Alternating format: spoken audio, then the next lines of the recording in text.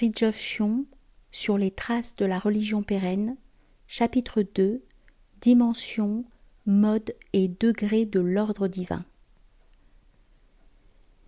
L'idée que le principe suprême est à la fois la réalité absolue et par là même la possibilité infinie peut se suffire à elle-même, car elle contient tout, notamment la nécessité d'une manifestation universelle. À un point de vue moins synthétique cependant, et plus proche de Maya, nous pourrons envisager un troisième élément hypostatique, à savoir la qualité parfaite. Étant l'absolu, le principe est par là même l'infini et le parfait. Absoluité du réel, infinitude du possible, perfection du bien, ce sont là les dimensions initiales de l'ordre divin. Cet ordre comporte également des modes, la sagesse, la puissance, la bonté. C'est-à-dire que le contenu ou la substance du principe suprême consiste en ces trois modes et que chacun d'eux est à la fois absolu, infini et parfait. Car chaque mode divin participe par définition à la nature de la divine substance et comporte ainsi l'absolue réalité, l'infinie possibilité et la parfaite qualité. Dans la sagesse, comme dans la puissance et comme dans la bonté, il n'y a en effet ni contingence, ni limitation, ni aucune imperfection. Étant absolus, ces modes ne peuvent pas ne pas être, et étant infinis, ils sont inépuisables. Étant parfaits, ils ne manquent de rien. Le principe ne possède pas seulement des dimensions et des modes, il a en outre des degrés, et cela en vertu de son infinitude même, laquelle le projette dans la relativité, et produit ainsi, si l'on peut dire, cet espace métacosmique que nous appelons l'ordre divin. Ces degrés sont la divine essence, la divine potentialité et la divine manifestation, ou le surêtre, l'être créateur et l'esprit, le logos existentiant, lequel constitue le centre divin du cosmos total. Nécessité et liberté, unicité et totalité. D'une part, l'absolu est l'être nécessaire, celui qui doit être, qui ne peut pas ne pas être, et qui par là même est unique. D'autre part, l'infini est l'être libre, qui est illimité et qui contient tout ce qui peut être et qui par là même est total. Cette réalité absolue et infinie, nécessaire et libre, unique et totale, est ipso facto parfaite, car rien ne lui fait défaut, et elle possède par conséquent tout ce qui est positif. Elle se suffit à elle-même. C'est dire que l'absolu, de même que l'infini, qui en est comme le complément intrinsèque, la Shakti, coïncide avec la perfection. Le souverain bien est la substance même de l'absolu. De l'absolu relève dans le monde l'existence des choses, donc leur relativité, réalité. De l'infini, leur contenant, leur diversité et leur multitude, donc l'espace, le temps, la forme, le nombre. De la perfection enfin, relève leur qualité soit substantielle, soit accidentelle. Car la perfection, le souverain bien, contient les trois modes ou fonctions hypostatiques que nous avons mentionnés, à savoir l'intelligence, ou la conscience, ou la sagesse, ou l'ipséité, la puissance ou la force, la bonté, laquelle coïncide avec la beauté et la béatitude. C'est l'infinitude qui, pour ainsi dire, projette le souverain bien dans sa relativité, ou autrement dit, qui crée la relativité, Maya. C'est dans la relativité que les qualités suprêmes se différencient et donnent lieu aux qualités de la divinité créatrice, inspiratrice et agissante, donc du Dieu personnel. C'est de lui que dérivent toutes les qualités cosmiques avec leurs gradations et différenciations indéfinies. Qui dit absolu dit réalité et souverain bien. Qui dit infini dit en outre communication, rayonnement et par conséquent relativité. Donc aussi différenciation, contraste, privation. L'infini est la toute possibilité. Atma veut revêtir même le néant, et il le fait par et dans Maya. Il faut distinguer entre le bien en soi et les manifestations du bien. Le bien en soi n'a pas d'opposé, mais dès qu'il se reflète dans l'ordre manifesté, qui est l'ordre cosmique, il apparaît sous la forme de tel bien, et ce particularisme implique par la force des choses la possibilité de tel mal. Le bien relatif ne peut se produire que dans un monde de contraste. Dire par souci de transcendance que l'absolu est au-delà du bien et du mal, du beau et du laid, ne peut signifier qu'une chose, à savoir qu'il est le bien en soi, la beauté en soi. Cela ne saurait signifier qu'il est privé de bien ou de beauté. Au demeurant, si d'une part la possibilité de manifestation d'un bien rend nécessairement possible celle du mal, d'autre part tout bien manifesté étant par définition limité, implique la possibilité d'un autre bien manifesté. Dieu seul est unique parce que lui seul reste en dehors de la manifestation. La quasi-fragmentarité des biens manifestés apparaît d'une manière éloquente dans l'amour sexuel, ou plus précisément dans la sélection naturelle qu'il implique. Tel bien limité, tel individu envisagé sous le rapport de ses qualités, désire se compléter par tel autre bien limité mais complémentaire, et créer ainsi un être nouveau dans lequel les fragments s'unissent. Cet être nouveau est limité à son tour, bien entendu puisqu'il est toujours compris dans la manifestation, mais il est moins limité selon telle intention de la sélection naturelle, et moins limité selon l'amour, qui tend à dépasser les individus intrinsèquement par sa magie spirituelle et extrinsèquement par la création unitive d'un être nouveau. C'est ainsi que l'homme est à la recherche de lui-même, de sa totalité et de sa déiformité. Et en se cherchant lui-même, il cherche Dieu, inconsciemment ou consciemment, en s'enchaînant ou en se libérant. Dans l'absolu, il n'y a pas de différenciation, car celle-ci, par définition, relève de la relativité, de Maya. Si l'on nous objecte que l'infini et le bien, ou l'infinitude et la perfection, relèvent de l'absolu, nous répondons que la séparation de ces aspects ou dimensions est subjective, qu'elle est dans notre esprit, alors que dans l'absolu, ces mêmes aspects sont indifférenciés tout en demeurant réels sous le rapport de leur nature intrinsèque. Dans l'essence, dans le pur absolu, l'intelligence, la puissance et la bonté se situent elles aussi non l'une à côté de l'autre, mais l'une dans l'autre, si bien que nous pouvons dire soit que l'absolu ou l'absolu infini bien est l'intelligence, soit qu'il est la puissance ou qu'il est la bonté, toujours dans leur réalité intrinsèque et purement principielle. Sous le premier rapport, on dira que l'absolu est le soi, ce qu'exprime d'ailleurs le terme Atma. L'absolu ainsi envisagé est le sujet tout court, le sujet réel et unique. Extrinsèquement et se combinant avec Maya, ce sujet sera la racine de toutes les subjectivités possibles. Il sera le moi divin immanent. Sous le second rapport, celui de la puissance, on dira que l'absolu est l'absolument autre, le transcendant en même temps que l'omnipotent principiel.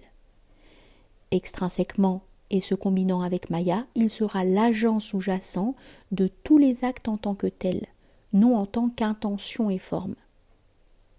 Sous le troisième rapport, enfin, celui de la bonté ou de la beauté, on dira que l'absolu coïncide avec la suprême béatitude et qu'extrinsèquement et se combinant avec Maya, il sera le Père généreux, mais aussi la Mère miséricordieuse. Infiniment bienheureux en lui-même, il donne et l'existence et les biens de l'existence. Il offre tout ce qu'il est en son essence. L'infini, par son rayonnement opéré pour ainsi dire par la pression ou le débordement des innombrables possibilités, transpose la substance de l'absolu, à savoir le souverain bien, dans la relativité. Cette transposition donne lieu, a priori, à l'image réfléchie du bien, à savoir l'être créateur. Le bien qui coïncide avec l'absolu se prolonge ainsi en direction de la relativité et donne lieu d'abord à l'être qui contient les archétypes et ensuite à l'existence qui les manifeste sous des modes indéfiniment variés et selon les rythmes des divers cycles cosmiques. L'absolu est ce qui ne peut pas ne pas être, et la nécessité de l'être exclut tout ce qui n'est pas lui. D'une manière analogue mais en quelque sorte inverse, l'infini est ce qui peut être tout, et la liberté de l'être inclut tout ce qui est lui, donc tout ce qui est possible, ce tout étant illimité précisément. En d'autres termes, Dieu seul est l'être nécessaire. Il n'y a en lui rien de contingent, ni à plus forte raison d'arbitraire, et il n'y a au contraire en dehors de lui que les existences contingentes. Et Dieu seul est l'être libre. Il n'y a en lui aucune détermination ab extra, ni aucune contrainte, et il n'y a au contraire en dehors de lui que les existences qu'il détermine. D'une part, une existence peut être ou ne pas être, et c'est là sa contingence. D'autre part, l'existence d'une chose ne contient qu'une seule possibilité, celle de cette chose et aucune autre, et c'est là sa limitation, alors que l'être de Dieu contient tout ce qui est possible. Ou encore, Dieu doit créer de par sa nature, donc par nécessité, mais il est libre de créer ce qu'il veut en vertu de sa liberté. Il est nécessaire dans l'en-soi, mais libre dans les modalités. Autrement dit, Dieu est libre de créer ce qu'il veut, et il ne peut vouloir qu'en conformité de sa nature, mais il doit suivre la logique des choses. Son activité est nécessaire dans les lois, les structures, tout en étant libre dans leur contenu. L'existence est soumise à l'être, mais l'être, à son tour, est soumis ou subordonné au surêtre. Autrement dit, le monde est soumis à Dieu, mais Dieu à son tour est soumis à sa propre essence, au pur absolu, à Atma, sans trace de Maya. Dieu peut tout dans le monde, mais il ne peut rien en dehors de ce que lui dicte son essence ou sa nature, et il ne peut vouloir autre chose. Dieu ne peut être ce qu'il veut, sauf en ce sens qu'il ne veut que ce qu'il est. Or, il est le souverain bien.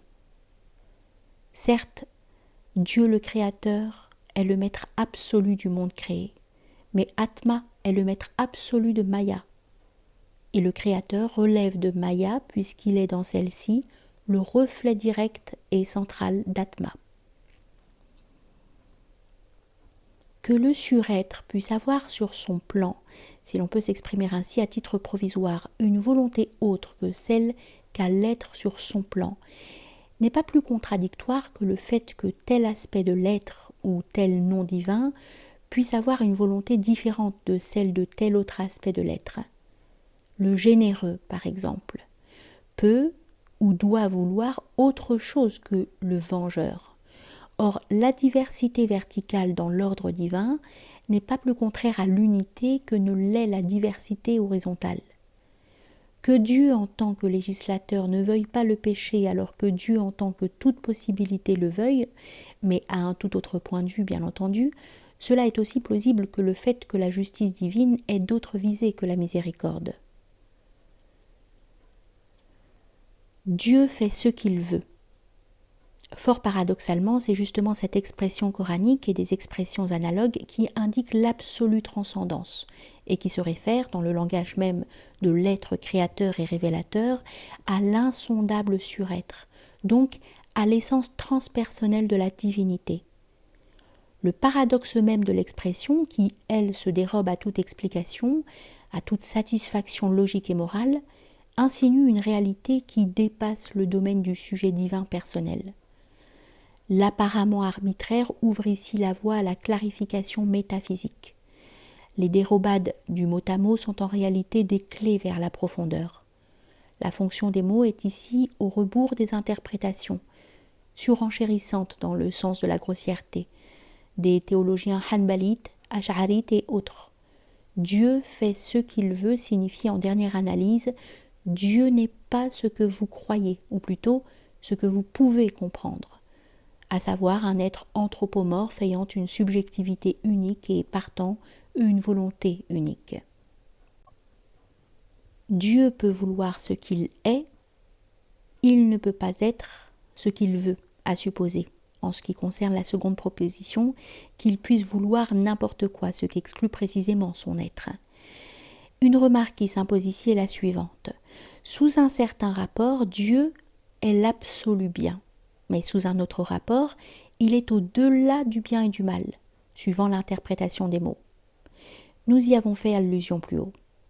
D'une part, il est le bien en ce sens que tout bien dérive de sa nature, tandis qu'il ne saurait causer le mal en tant que tel. D'autre part, il est au-delà du bien et du mal en ce sens qu'il est forcément la cause de tout ce qui existe, puisqu'il n'y a pas d'autre cause dans l'univers. Or, l'existence en soi n'est ni bonne ni mauvaise, bien qu'on puisse l'envisager sous les deux aspects. Comparé au souverain bien, le monde total peut apparaître comme une sorte de mal, puisqu'il n'est pas Dieu. Que m'appelles-tu bon ? Tandis que sous un autre rapport, Dieu vit que cela était bon, c'est-à-dire que le monde est bon en tant que manifestation divine, ce qui montre bien que si d'une part Dieu est le bien, d'autre part il est au-delà du bien et du mal. Sous ce dernier rapport et sous ce rapport seulement, on peut dire que la distinction dont il s'agit ne signifie rien pour Dieu, que par conséquent la morale humaine ne le concerne pas. L'ordre divin, si l'on peut s'exprimer ainsi, est fait de sagesse, de puissance et de bonté, chacune de ces hypostases étant absolue, infinie et parfaite. De plus, cet ordre comporte 3 degrés de réalité, à savoir le surêtre, l'être et l'existence. Celle-ci est ici non l'existence cosmique dans son intégralité, mais la manifestation divine, c'est-à-dire le reflet direct et central de l'être dans l'ordre cosmique. C'est ainsi que l'ordre divin entre dans le cosmos sans cesser d'être ce qu'il est et sans que le cosmos cesse d'être ce qu'il est. Et c'est là en même temps le mystère du logos, de l'avatara, de la théophanie humaine qui est vrai homme et vrai Dieu. La polarisation en qualité distincte se produit dès le degré être et s'accentue à partir du degré existence. Parmi les qualités divines, celles qui manifestent la rigueur, la justice, la colère, relèvent en dernière analyse, et d'une manière particulière, du pôle absolu, lequel en soi ne saurait être un pôle, mais apparaît ainsi dès lors qu'on envisage séparativement sa shakti d'infinitude. Corrélativement et complémentairement, les qualités qui manifestent la douceur, la compassion, l'amour relèvent d'une manière analogue du pôle infini. C'est la distinction islamique de la majesté, jalal, d'avec la beauté, jamal. Mais le juste est le saint, comme le miséricordieux est le saint, car Dieu est un. Et il est saint en vertu de son essence, non en vertu de telle qualité. La justice, ou la rigueur, laquelle dérive d'une certaine manière du pôle absolu, ne peut pas ne pas être. Il doit donc y avoir dans le cosmos des supports qui en permettent la manifestation. De même pour la clémence ou la douceur, laquelle relève du pôle infini. Elle ne peut se manifester que moyennant des éléments créés qui servent de réceptacle à son action. Ce qui évoque la doctrine paulinienne des vases de colère et des vases de miséricorde, donc l'idée de la prédestination. Celle-ci n'étant autre que la substance de telles possibilités existentielles. La toute possibilité, quel que soit son niveau hypostatique, préfigure avec son illimitation à la fois statique et dynamique la complémentarité espace-temps, ou plus concrètement celle de l'éther et de sa puissance vibratoire. L'éther étant dans notre monde matériel la substance de base qui préfigure à son tour la complémentarité masse-énergie.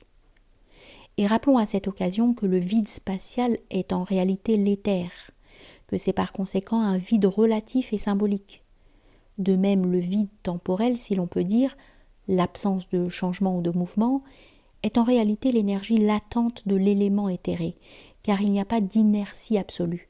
L'espace concret est une substance, ou la substance, la première de toutes, et ce concret est une vibration, ou la vibration, celle qui véhicule toutes les autres. Si le vide empirique était absolu comme seul un principe peut l'être, il serait un pur néant, et il n'y aurait pas d'étendue possible, ni spatiale ni temporelle, car on ne peut ajouter un rien à un autre rien. Le point ne saurait alors engendrer concrètement la ligne, ni l'instant la durée. Seule une substance, par définition énergétique ou vibratoire, peut véhiculer des contenus soit statiques, soit dynamiques. Certes, l'espace en tant que contenant pur et simple est vide et sans vie. Il ne réalise toutefois cet aspect que d'une façon relative et fragmentaire, mais en tant que champ de manifestation des possibilités formelles, donc dans sa nature intégrale, il est plénitude et mouvement. Aussi n'est-ce pas sans raison qu'en fait il n'y a pas d'espace total sans corps céleste, et pas de corps céleste sans changement et sans déplacement. Si l'espace n'était qu'un vide dépourvu de substantialité et d'énergie et contenant par miracle des formes, il ne serait qu'un musée de cristaux. Nous disons par miracle, car un vide absolu n'étant rien ne peut rien contenir. Il en est nécessairement ainsi parce que la divine possibilité, tout en étant un vide par rapport à la manifestation, est en elle-même plénitude et vie.